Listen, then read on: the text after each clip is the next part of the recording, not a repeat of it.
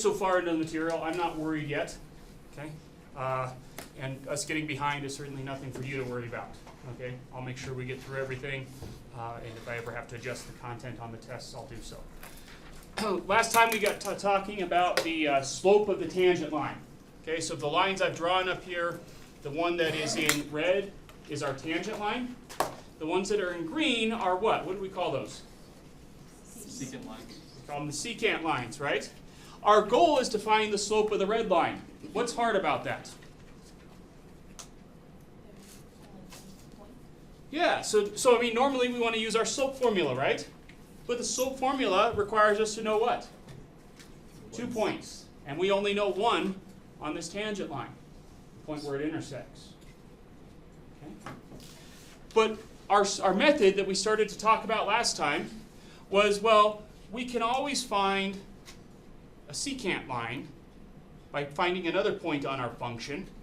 Okay, so again, I'm assuming that we know that blue is some function, f of x equals some expression, right? So I can pick an x value, find the corresponding y to get a point, another point on the function. Okay? So once I've got 2 points on the function, I can find the slope of the line connecting them using the slope formula. Well, we said last time the slope of this green line right here wasn't a very good approximation of the slope of the red line, although it was negative, which is what it was supposed to be. So I guess we're happy, we're in the right neighborhood. And what do? We go ahead and find a closer point by picking an x value that's closer to this x value. And we get a closer point, like Q1. Okay? So now the slope of this, it's a slightly brighter green line, that's closer to this red line. And we continue this procedure. I take another point, maybe call it Qn, bring it even closer, okay? And we're getting a better and better approximation as we bring these points closer. Okay? That's our general strategy here. Okay? Intuitively, I think, this is an interesting idea. It's not too terribly difficult to get this idea down. But learning how to work with this idea mathematically is a tough procedure. Okay? All right. So what do I want to say here? I want to say that as Qi approaches P, and I'm using that arrow right here to stand for approaches. Or gets closer and closer as as the points that I pick get closer and closer to the point where I'm trying to find the slope of the tangent line at. What's happening? Well, the slope of the secant line is approaching the slope of the tangent line. Okay, so I'm using SEC to abbreviate for secant. Okay, and it's approaching the slope of the tangent line, TAN. Okay, if you're wondering, those of you who had, well, I know you've all had some trigonometry. There's connections between those two words, secant and tangent, but they're not the trig functions. Okay, here I'm using the idea of a secant line, which is a point that connects to points on, or which is a line that connects 2 points on a curve, and a tangent line, which is what we talked about last time, the best linear approximation to this line. Okay? All right. So let's actually put this into practice. Okay? And I think what I'd like to do is let's put this on another page because I know I'm going to run out of room trying to write it on here. So I'm going to do this.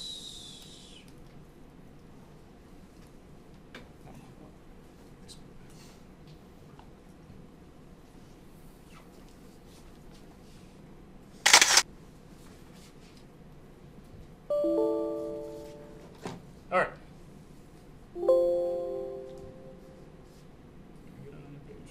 Okay.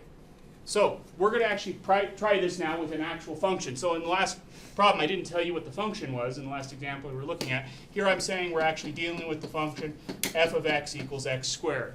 Okay? So now we can actually compute the slopes of these secant lines.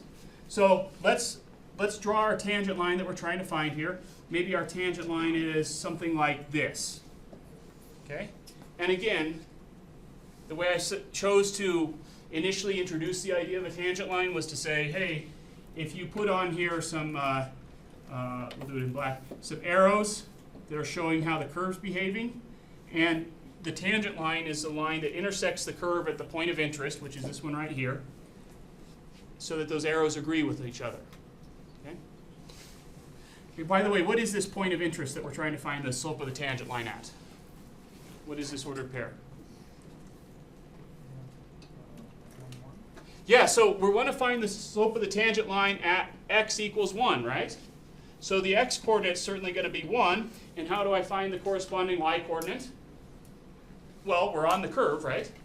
So I could just find out what f of 1 is. And so there's that point. Okay, so we're trying to find the slope of the tangent line on this curve at the point 1, 1. Okay? So, what's our strategy? Our strategy is to take a secant line on this curve, right? So what's this point down here? 0, 0. 0, 0. Okay? So let's compute the slope of the secant line connecting x equals 0 to x equals 1.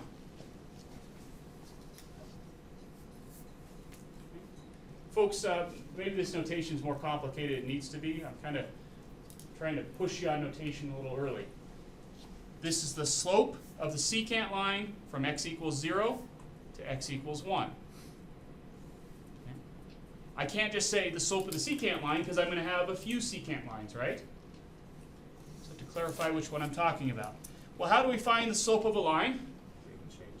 We do the rate of change, right? So we do the change in y values over the change in x values. So my y1 value is 1 minus my, I guess I should call it y2 value, minus my y1 value, all over 1 minus 0. That comes out to be 1 over 1 or 1. Okay?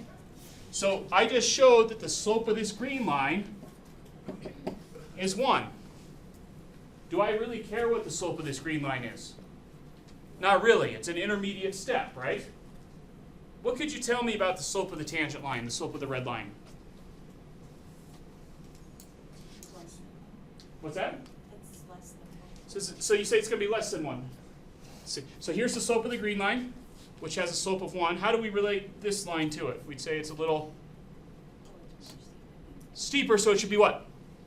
More than 1. Does everyone see that? So we know that the slope of the tangent line there has to be more than 1. Good. Good. Okay. Well, that wasn't a very good guess, right? Because the Q point, this point out here, wasn't very close to the point of interest, right? So how do we do a better job? Take a closer point. Okay. So I'm going to now take this one, and my diagram's going to start to get a little cluttered. Okay. But here you can already see that this green line that I just drew is a much better approximation. Okay. So let's find the slope of the secant line from, this is the x value 0.5 to 1. How are we doing? Am I going too fast? A little bit? How did you get 0.5? Okay. So 1 is always the point, that's the point, it's always going to be the second x value, right? Because we're trying to find the slope of the tangent line right here, and that was specified in the problem up here. Great. It's not x coordinates, it's x and x, where they intersect. Yes, yeah. Like 0.1, The- 0.2, both of the x coordinates. Yes, that's how I'm using this notation. Good. Yeah, so the first x for above, we did 0 first, and now we're doing 0.5 to get a better approximation of that slope of the tangent line. Great question. Okay. Folks, I really appreciate it when you ask questions.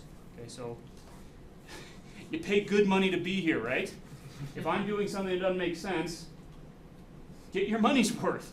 Push me on it. Okay? All right. So I'm going to push the notation a little bit now. How would I find this corresponding y value right here? I know the x coordinate is 0.5. How would I find the y coordinate of this point? Plug it into the function, 0.5 squared, right? So it should come out to be 0.25, right?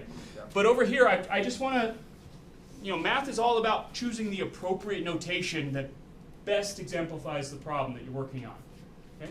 So I'm not going to put 0.5 squared just yet. I'm going to put f of 0.5. And actually, shoot, sorry. I'm going to start off with f of 1, just so I'm consistent, minus f of 0.5 all over 1 minus 0.5. Everyone see what I did there? So then rather, have I said this in here? I'm really confused. Both my calc classes are in this classroom, and I have memory kind of by the space that I'm in, so I forget what I've done in here versus the other class. I make my f's funny. Everyone notice that? They look like 7s. Okay? I apologize for that. I'm not going to change it. I apologize. Okay? So I will try to, so my f's look like this. That's a little confusing. When I make a 7, I try to make it look like that. Okay, so a 7 has a little Elvis curl on it, right? All right. So does everyone see what I did here? Rather than just giving the y-coordinate, I'm giving the instructions for how you typically find the y-coordinate, right? Okay. So that would be 0.5 squared minus, nope, I did it again. I'm switching the order on these. This would be 1 squared minus 0.5 squared all over 0.5.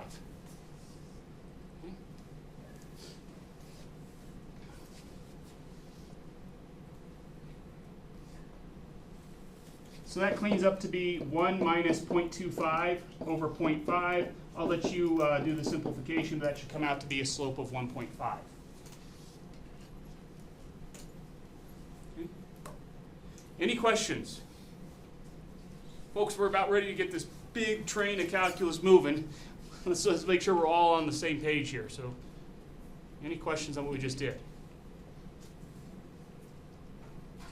Okay. So I just found the slope of this second green line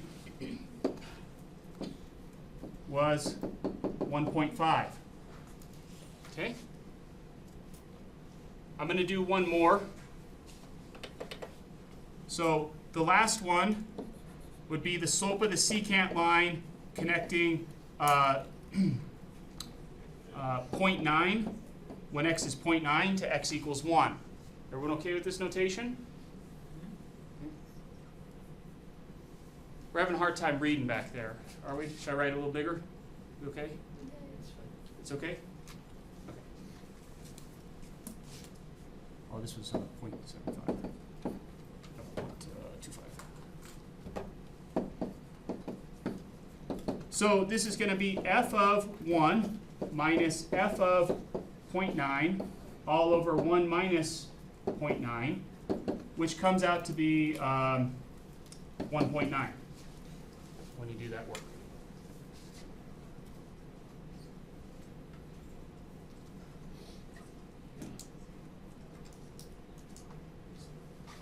And if we do the last one,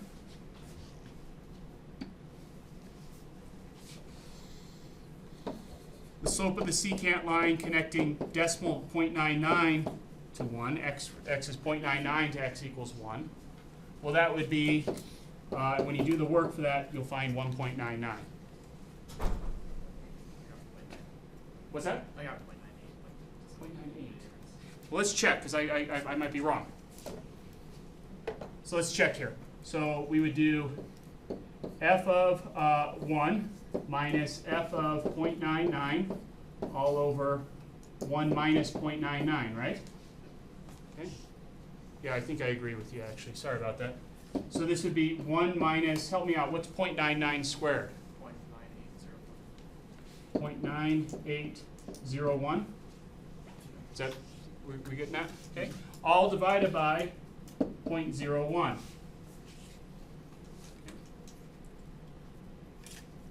Help me out, 1 minus 0.9801.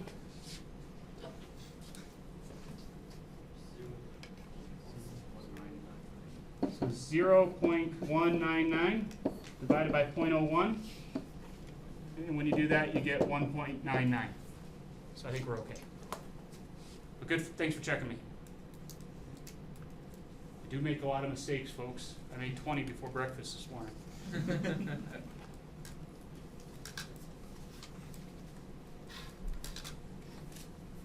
Okay. Let's let's step back for just a minute and see what we just did. So we first found the slope of this secant line right here. Please practice this vocabulary.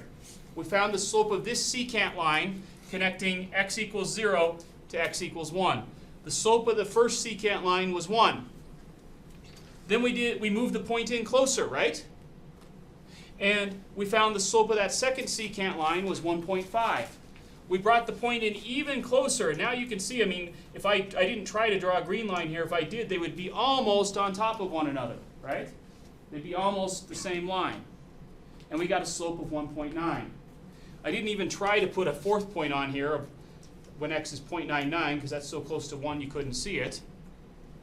But when we computed the slope of that secant line, we got 1.99. So we don't care about the slopes of secant lines.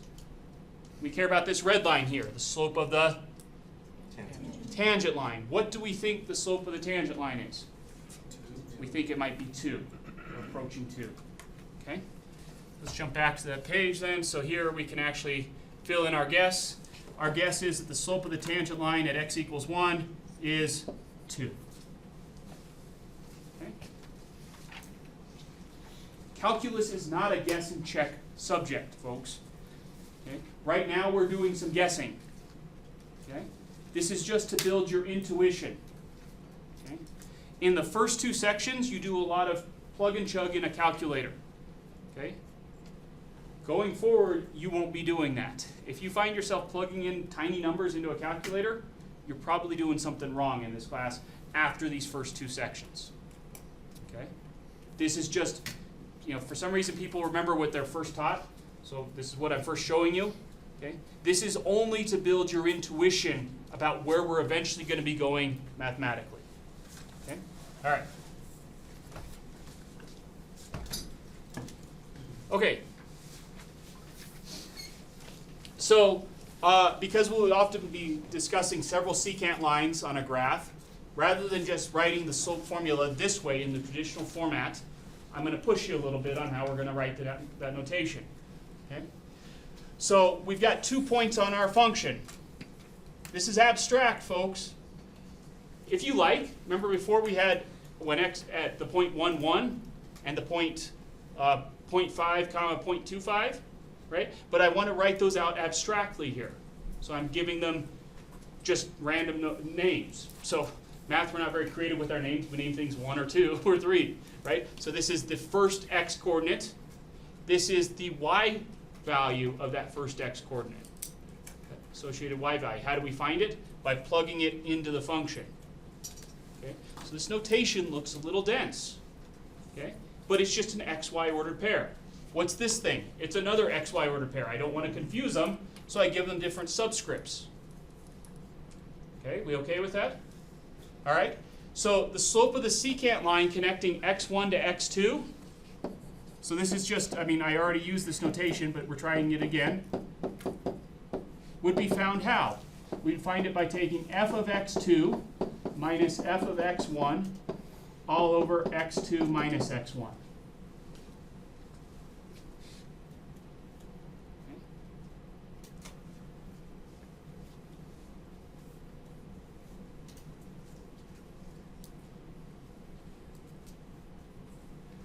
Folks, when you're doing your homework, when you're computing the slope of a secant line in your homework, I recommend strongly that you write this out first and then do it. Okay? Math looks intimidating, right? Okay?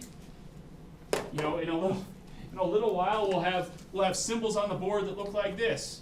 Not until the end of the class, actually. That hopefully looks a little intimidating to you right now if you haven't seen it before, right? Maybe it doesn't. I don't know. Okay? How many of you are intimidated by this symbol? No. How come? Because you're familiar with it. Why are you familiar with it? Because you've written it 100 times, 1,000,000 times, somewhere in between. I don't know. Okay?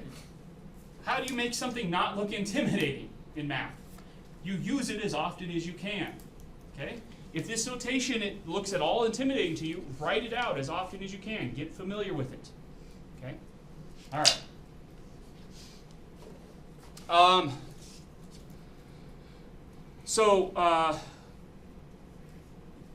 we sort of did this on the previous page, but we would say that the slope of the tangent line at x equals 1, our best guess for that was that it was 2.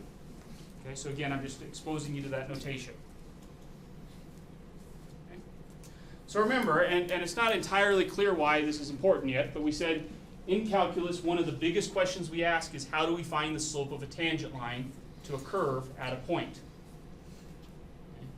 So this is an intuitive idea of how we're going to get there. All right. Let's shift gears because we started off by talking about two separate problems. One was the tangent line problem. Okay. How do we linearize curves? Okay. And then the second one was the instantaneous velocity problem. And actually, as soon as I put up some information, you'll see there's a connection between these two problems. Okay. If you remember in here the first day, I said, hey, let's drive from here to Salt Lake City. And I made up a distance. I called it 300 miles. I don't think that's too outrageously off, but I don't know. Okay. So we said it was 300 miles from here to Salt Lake City. And I said, oh, if we take 5 hours to do that, what could you say? We could say that our average velocity was 60 miles per hour. Everyone agreed with that. You guys provided the answer, not me. Okay. Our goal is to find an instantaneous velocity. Okay, we haven't even really defined what that means yet, but I gave you the idea like, hey, rather than saying, you know, over the length of your trip, how fast are you going, saying if you could look down at your speedometer right now, how fast does it say you're going, roughly? Okay. So it's hard to answer the question, what is the instantaneous velocity? It's like it's hard to answer the question, what's the slope of your tangent line? But it's easy to answer the question, what's your average velocity? Okay? So,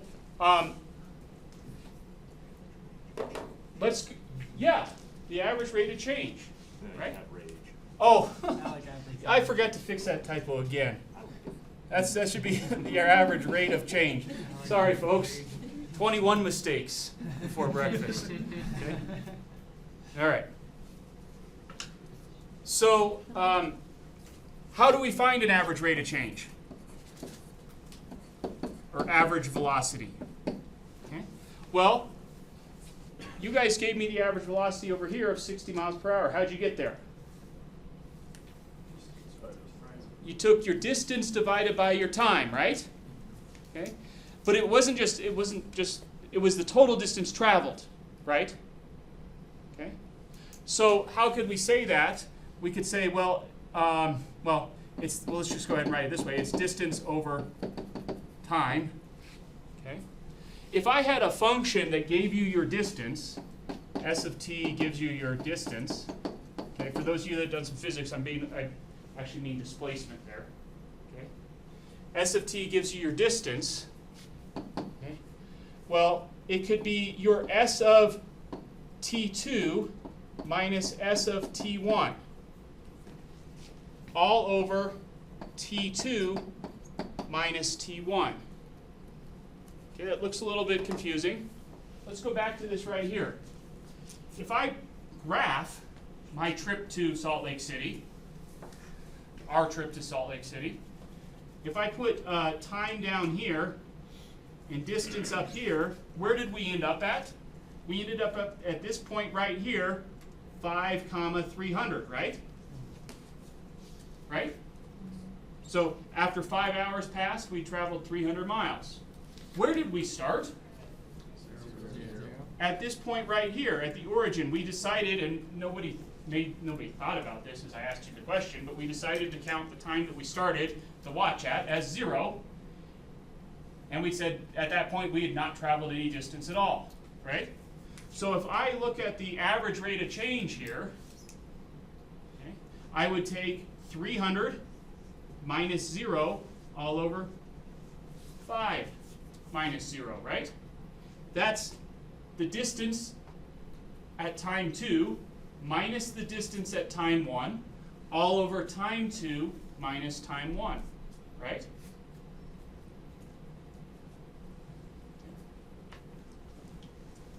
Which gives us this formula right here. What does this look like? This is the same thing as our slope of a secant line, right? It's the same slope formula. Okay?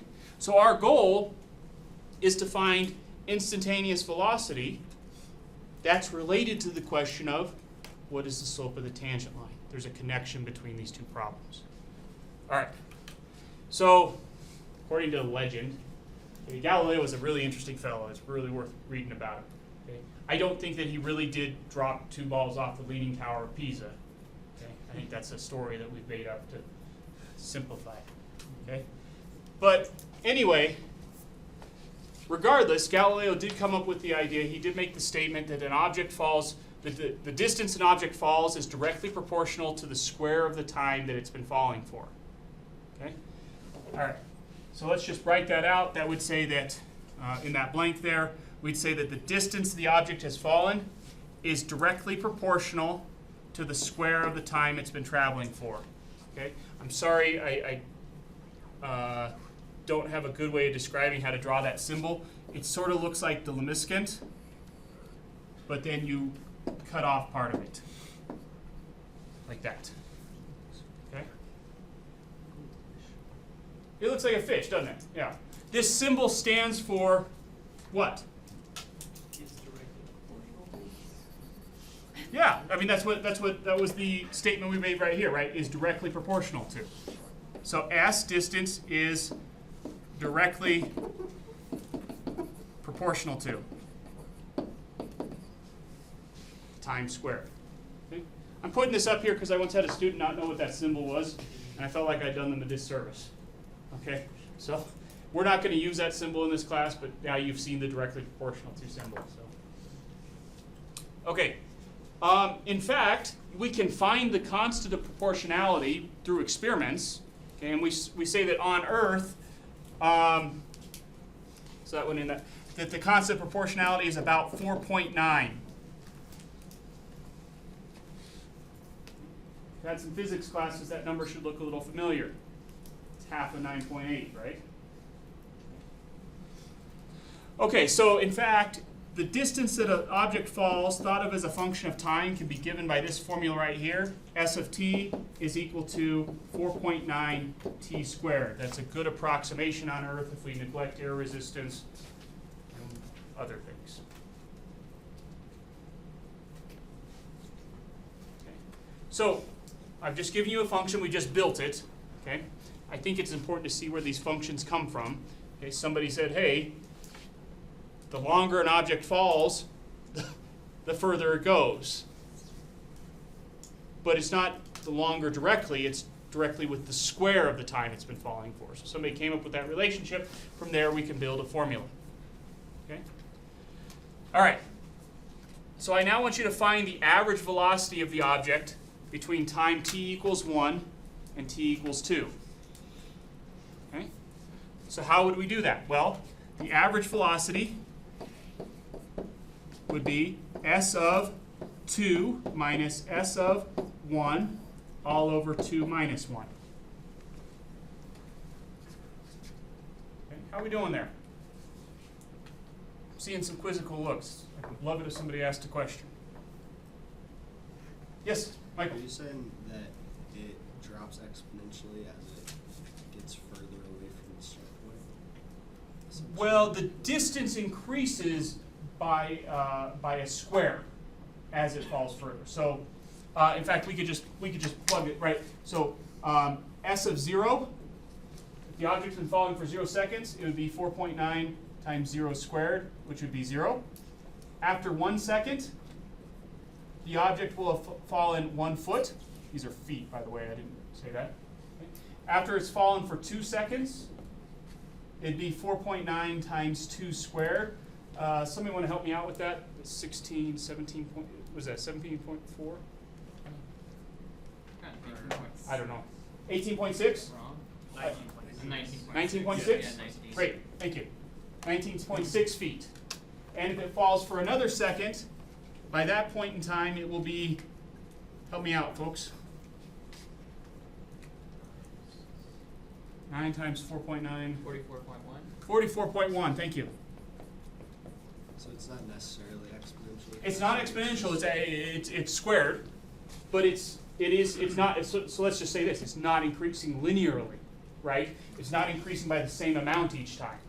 It's increasing by a squared factor. Yeah. Each second. What's that? Each second. Each second. Squared. Mm-hmm. Feet. Yeah, yeah. Yes? Oh. Wow, 23. Thank you. Thanks. Victoria, right? Yes. Yes, thank you. Okay. So, actually, we can use the numbers we just calculated. This would be 19.6 minus 4.9 all over 1. And when you crunch that, what do you get? 14.7. Okay. Folks, my goal is to say how fast is the object traveling at the first second. Okay. So we know that it's traveled 4.9 feet by the end of the first second, but how fast is it going? Okay. So we're going to start off by finding an average velocity. We just found out how fast it was traveling on average between the first and second second. Okay. But that was just an average velocity over those 2 seconds. But we want to know exactly how fast was it going at second 1. So what should I do? I should make the width for which I'm taking that average over smaller, right? So if I want to find the average velocity of the object between 1 and 1.5, I'll have a better approximation of how fast it's traveling at exactly 1 second. Okay. So we'll find the average velocity again. And that would be s of 1.5 minus s of 1 all over 1.5 minus 1. When you crunch that, folks, you get something like 12.25. Okay? All right. In math, you do something twice, and then you do it generally, so you never have to do it again. That's not always true, but we often do stuff like that. Okay, I've worked it through twice by hand. Let's see if we can find a faster way to do this. You may disagree. You may think it's not faster. Doesn't matter. This is a very important procedure. Okay? A question like this, well, what this problem requires us to do, this skill, is definitely going to be tested on your first exam, and you'll probably do it 100 times in this class. Okay? So, rather than doing finding the average velocity between 1 and 1.5, I want to find the average velocity between t and t plus h. Okay? Let's give that a shot. So, the average velocity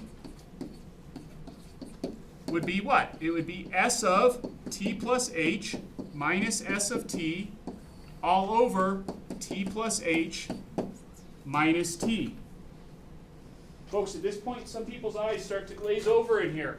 I see it. Okay? Compare what we just wrote to our first line of the previous problem. It's the same thing, right? It's just being done more abstractly. Yeah, well. Well, isn't the only difference between this and the last formula we were looking at that we construct the difference between the two input points as this, the variable h, whereas before it was just the difference between x2 and x1? Yes. Mm-hmm. It's just a cleaner way to do it. Yeah. Good. Any questions on this? Okay. All right, folks. Does this look familiar to anybody? Difference quotient. I heard it, right? This is the difference quotient. So hopefully you saw this. You're supposed to see it both in college algebra and in pre-calculus. Okay, if you haven't seen it before, don't.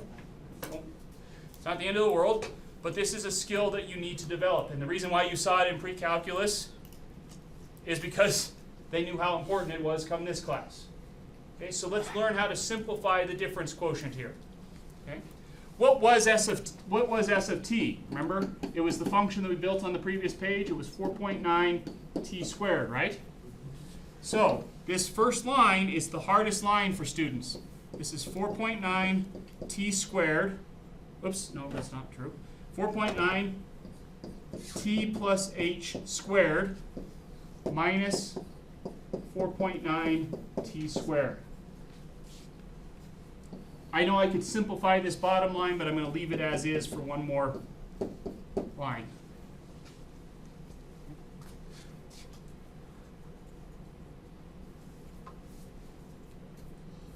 I know the reality is about 50% of you didn't understand this last move that I just made. I know I lost about 50% of you on that. You won't want to talk about it more? Oh, you did a replacement. Okay. What's a little bit confusing about this is that I think you're all comfortable with the idea of plugging in different things into a function. But here we're plugging in a t plus h into the function for a t. So I just want to review how do we plug things into functions. So say I give you the function f of x equals 3x squared plus 2x minus 7. Okay? We all know that if I ask you to find f of 4, and I know I'm being a little bit, we're stepping back a ways, but if I ask you to find f of 4, that is 3 times 4 squared plus 2 times 4 minus 7, right? And you can clean it up. What did I do? Everywhere I saw an x in the rule of the function, I replaced it with a 4, right? So if I asked you to find f of y, that would be 3y squared plus 2y minus 7, right? What did I do? Everywhere I saw an x in the original rule, I replaced it with a y. Okay, just for fun, there's actually a point to it. If I asked you to find f of a smiley face, again, what would you do?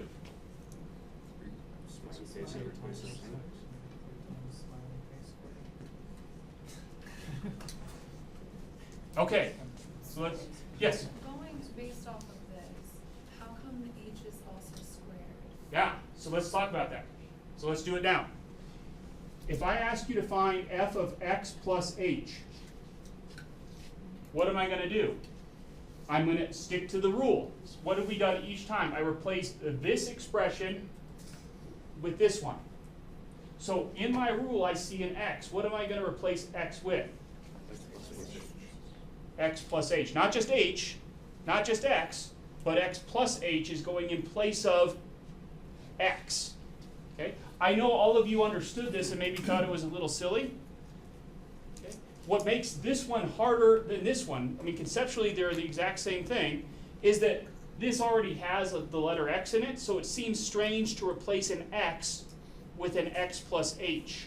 That seems strange. Okay? So this would be 3x plus h squared plus 2x plus h minus 7. Everywhere I saw an x in the original expression, I replaced it with an x plus h. Okay? Folks, I know the reality is that where maybe 50% of you were lost beforehand, now about only 40% of you are lost. Okay? Please, please, please come by and see me. We can take some more time to go through that. Okay? You absolutely have to get this level of abstraction down. Okay? It pays big dividends if you get it down now rather than 2 months from now. Okay? Okay. So we continue to clean this up. This would be 4.9 times t squared plus 2th plus h squared minus 4.9 t squared all over h. Okay? What did I do, folks? I FOILed out that t plus h. Right? That's being squared. I FOILed that out. Okay.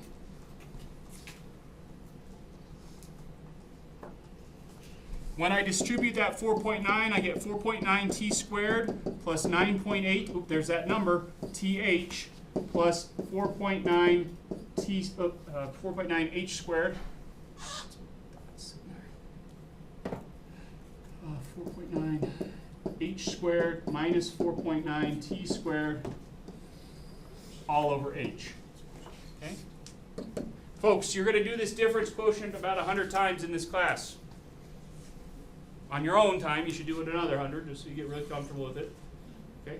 Whenever your function that you start with is a polynomial. There's a nice little check built into this. If the function you started with was a polynomial, you know that you haven't made a mistake if when you get down to this point, every term that doesn't have an h in it ends up canceling out. That's a nice little check in these problems. Okay? Now, you can't just start canceling things that don't cancel. I've had students do that. Well, he said everything should cancel, so I just canceled it. There's got to be something to cancel it with. Michael? So would you suggest to always FOIL that t plus h squared first and then bring the 4.9 over?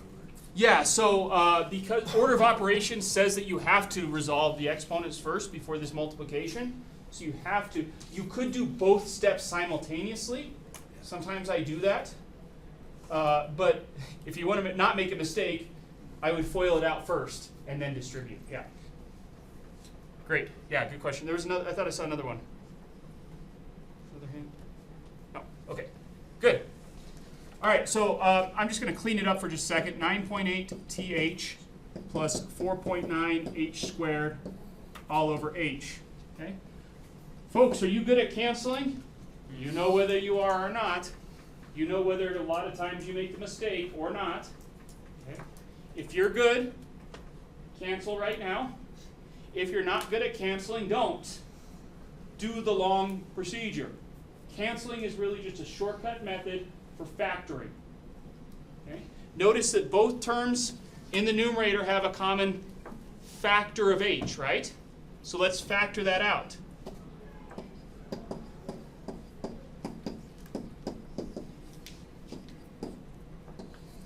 Now, what am I doing? I'm multiplying this number by h and dividing this number by h. Multiplying by something and then dividing by something, those two things undo one another. That's where we get the notion that they, quote, cancel. Okay? So if you have trouble with canceling, don't cancel. Do the factor work. Okay? When everything clears, we're left with 9.8 t plus 4.9 h. Folks, your attendance quiz next time will be this problem. Okay? I'll even tell you what the answer is. I'll say, given the function, show that the average rate of change over this interval, and I'll say, is this. Okay? I don't care about the answer, I care that you understand the steps to getting there. I will often do that. I'll say, here's the answer, show me how to get there. Okay? Questions on this? All right. Let's see. Would you mind closing the door? Thank you. I appreciate it. So now let's go ahead and resume what we were doing. Our goal is to come up with the instantaneous velocity at t equals 1. What are we going to do? Well, we're going to compute some average velocities where the endpoint is getting closer and closer to 1. Do you see that? And we'll do the same thing from the other direction. We'll compute some average velocities where this, in this case, left endpoint is getting closer and closer to 1. And we'll see what happens. Okay? We've already done this one. We've already done the first two here. I think we saw that this was 14.7 and this was 12.25. But let's see if we can practice using this formula that we just built. Okay? This is a good skill to learn. It's just a position argument. This says the interval here is t, comma, t plus h. Who's playing the role of t right here? 1. Does everyone see that? Okay. So I could think of this as 1, comma, then who's playing the role of h here? Is it 1 or is it 2? Yeah, so this says this argument right here should be t plus h. We already agreed that t was 1, right? But I need this number to come out to be a 2, right? So what do I add to it? Another 1. Do we see that? So here this is t comma, t plus h. So who's playing h in this problem? 1. Who's playing t? 1. So notice if I take this formula right here, because we did this generally, and I took 9.8, let me not put an equal sign there, that's a little misleading. Let me put 9.8 times 1 plus 4.9 times 1. What does that give me? It gives me that 14.7. Right? So we built a formula that's going to compute the average rate of change, just input your two values, rather than doing the whole slope formula each time. Okay? In math, you do things generally when you can. Okay? All right. Let's go ahead. Let's go. I'll fill in a couple of these because we're not going to do them all. This one will come out to be 10.29. And this one will come out to be 9.849. Sorry, I didn't run out of room there. Hopefully you have enough room to write that. Okay. Let's see how I got this one right here. Okay. So again, who's playing the role of t in this interval? It's still 1. Does everyone see that? Okay, so that's still 1, comma, 1 plus something has to give me 1.01. So who's playing the role of h? 0.01. You can think of h as the distance from the point that you're interested in. We're 0.01 away from the number 1. Okay? So if I take this formula right here, I would take 9.8 times that 1 plus 4.9 times 0.01. And if you compute that, you should get 9.849.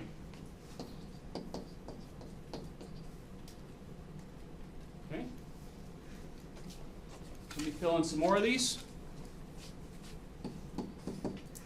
4.9, 7.35, 9.31, and 9.751.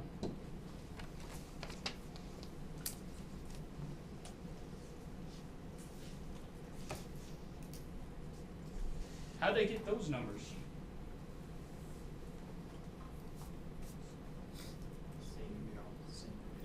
Similar way, right? It's not going to be exactly the same. Let's do one of them because I think there's a nice little difference here that's worth paying attention to. Okay? So here I'm calling the interval t plus h, comma t. Okay? And so let's take, I don't know, let's take this one right here. The 0.9 comma 1. Okay, so who's playing the role of t? Careful, it's a position argument. Yeah, 1 is playing the role of t still. Okay, so t is still 1. Okay, so this is going to be 1 plus a number, right? Oops, I need to give myself more room there. It's going to be 1 plus a number, right? Because that's what it says. It's 1 plus h, right? So what does h have to be to give me 0.9? Negative 0.1.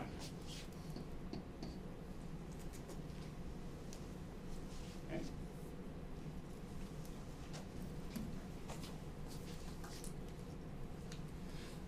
So again, if we go to that formula, we're going to still plug in whom for t? For t, we're going to plug in 1. And then what are we going to plug in for h? Negative 0.1. And if you do that, you get 9.31. Okay, does everyone see how we use this?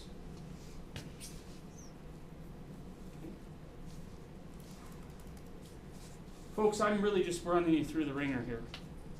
We're trying, I know where I've got to get your brains by the end of this course. I'm trying to stretch them a little, right? Not trying to overstretch them today, but I'm trying to stretch them. We're trying to learn how to do this stuff more abstractly. It'll pay big dividends later.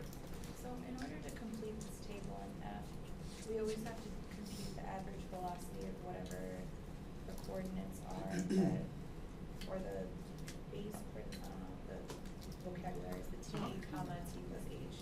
We would always have to do the average figure out what the endpoint to that is? If or- you're going to do it by this method. So, I mean, if you look at, so we built a formula, Yeah. and the way we built the formula was for the point t, for the x coordinate t, for the first coordinate t, and the second coordinate t plus h. And I built it that way. So we have to memorize that the S of t equals 4.9. If, well, Right? I don't ask you to memorize that. If I want you to do something about a falling object, I will tell you that the distance a falling object falls at time t is given by this formula right here. Okay. What you do need to be able to do, though, is go from here to doing all of this. Okay? To be honest, I'm not going to have you build the table this way all that often. Okay? But I was showing you how we could actually use that abstraction to compute the values. And notice now we were never plugging in individual numbers into the original function. We were plugging it into this average rate of change formula that we computed. Yeah, I don't know if I answered your question. Did that help? A little bit? Okay. Yeah, this I won't have you fill in a table like this using this method again. Okay, we're just pushing ourselves this first time. I think it was really important, though, to identify who H was in these problems. Sometimes H was positive, sometimes H was negative. And that skill is important for what's coming up. Okay? So I won't often, I won't have you fill in a table like this. Okay? On your first test, I might give you a table like this and ask you to interpret it in some way. Okay? In my math lab, you'll be filling in the table, but you can do it the way we started by, you could do it if you want by actually computing the individual values and fill it in that way. Okay? But you will have to do part E on its own. Build that formula like this. Did that help? Good, good. Other questions? Okay. So we could go ahead and make a statement here then. It seems that and I've run out of room, I'm sorry. We could say that the velocity instantaneous, okay? Let me write that a little differently. The velocity instantaneous at t equals 1 appears to be what number? Well, I don't know if it's completely obvious yet. What does it seem to be approaching? 9.8. So the object is 9.8 feet per second.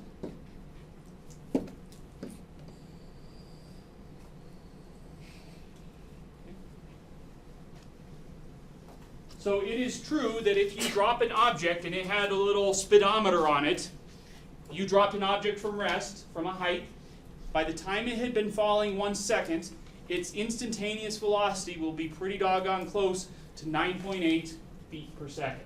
That is true. We found a way to compute the instantaneous velocity by computing a bunch of averages, bringing the intervals of those averages closer and closer to that point that we were interested in, and looking to see what they were approaching. We started out at 4.9, we got closer and closer to 9.8. Here we started above, we brought it in, we got closer and closer to 9.8. Okay? These two procedures should seem very similar, because they are. So the big upshot from today's lesson, which was actually yesterday's lesson, but I'm happy going slow through it, okay, is that this question right here, when x approaches x naught, as the variable x approaches some fixed x value, does the slope of the secant line approach the slope of the tangent line? That question is identical to the question, as x approaches x naught, does the average velocity approach the instantaneous velocity? Okay? These two questions are identical. Mike, there was a question. I was just curious. So I'm just trying to wrap my brain around this. If you took, like, say the value 9.899 and value 9.751, you add them together, divide by 2, would you end up with the 9.8? Like, because Well, you're approaching from two different sides at the same distance. I don't know if it'll always work, that's just how it feels like. If it does work in this instance, that's coincidental. Okay. Yes. Just But that is an interesting idea that if you took an average from either side and averaged those averages, you do get a better approximation than either one separately. That is true. But yeah. Okay. Other question? Sean? No. Yes. I was wondering if the two values you chose, like for example, if t you had 0.99 and then for t plus h is 1.01, Uh-huh. the average between them was exactly 1. Would that be a more accurate representation? If you wanted to find the exact instantaneous velocity at 1 second, you'd take the two values, 0.99 and 1.01. The difference is exactly 1. The difference is exact. So yeah, I'm not sure if I understand that. Sorry. I mean, what you're saying is true, but I'm not quite sure I understand the For question. the value t, Uh-huh. in this case we're using 1, what if you use 0.99 for t plus h for 1.01? Oh. You can, but you need to be sort of consistent. You could let t be sort of whatever you wanted, but you need to be consistent. And in this case, we were trying to find. The question was to I don't know if it says it here. The goal was to find the instantaneous velocity at t equals 1. So that's why I always had a 1 on either side of the interval. Yeah. Great. Okay, folks. Let's move on to section 2.1. Which isn't that. How did that happen? I don't know.